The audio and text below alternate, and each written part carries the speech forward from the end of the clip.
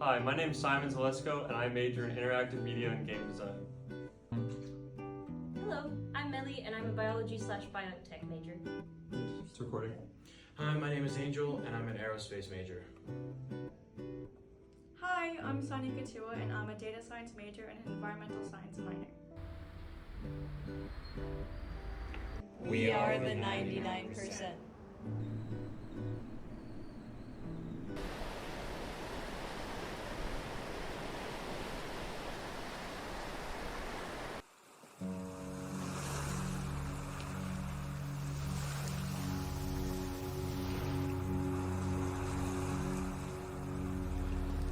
He told me how I was born from water and earth, when the land and sea wove my mother and father's destiny together.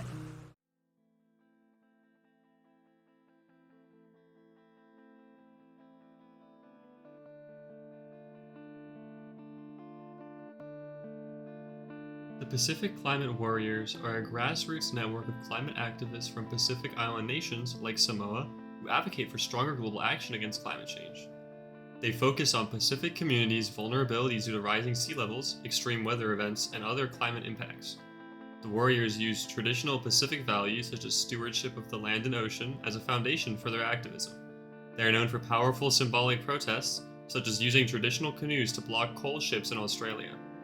Okalani Mariner holds a vital leadership role in climate change activism in the South Pacific and is a key part of the activist network known as the Pacific Climate Warriors.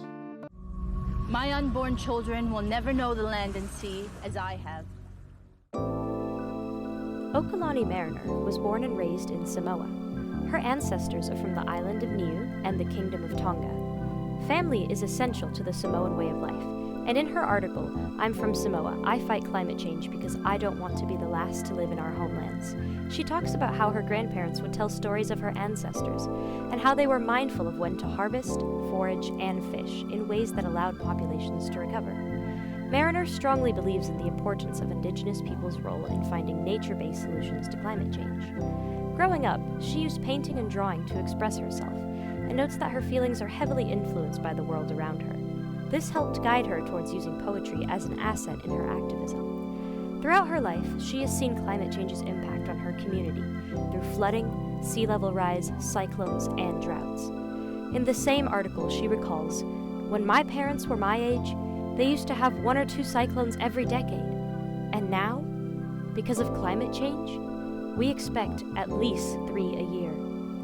Her decision to start her activism career began when a guest speaker came to her high school to speak about climate change and ocean pollution. The speaker noted that one of the most common plastics that ended up in the sea are plastic bottle caps, and she was drinking from a plastic bottle when he said this. After that, she decided to visit her family home and noticed how much her native island of Savaii had been eroded. This all served as a wake-up call for her that her home was in real danger. She went on to become president of her school's environmental club, and as her first act, successfully got her school to ban single-use plastics. It would be the first step of many towards fighting for her home. Okalani's childhood was pivotal in shaping her actions and moving forward with activism. Up to this point in Okalani's life, she has mostly gained knowledge using the received way of knowing. The stories from her grandparents, the guest speaker at her school, and the essential idea of a family were all her largest sources of knowledge. However, this changed after the climate speaker inspired her to take action. Her inner voice added to her source of knowledge, taking notice of how her island was eroded by the rising waters. This was her transition to using subjective knowledge in addition to the received traditions.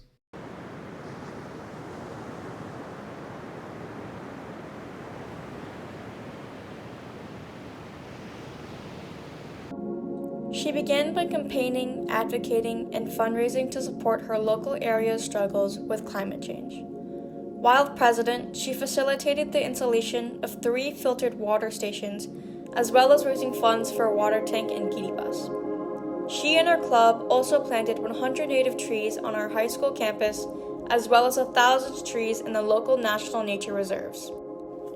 Beyond high school, she co-founded and is the vice president of Lanulauava, which is a student-run organization tasked with combating climate change and other environmental issues. Through this organization, she started a project called The Future of the Green Pacific. This brought many schools together across Samoa and introduced students to environmental issues that they had not been aware of. Lanulauava eventually launched an energy audit of Mariners University, the National University of Samoa. The audit was created using the information they gathered to calculate the university's annual greenhouse gas emissions. With this, they created a detailed report of their findings, outlining strategies for the university to adapt to, and hopefully cut enough carbon emissions to be the first carbon neutral/carbon negative university in the Pacific by 2030. The main struggles she faced during her career were her age, gender, and factors in climate change outside of her control.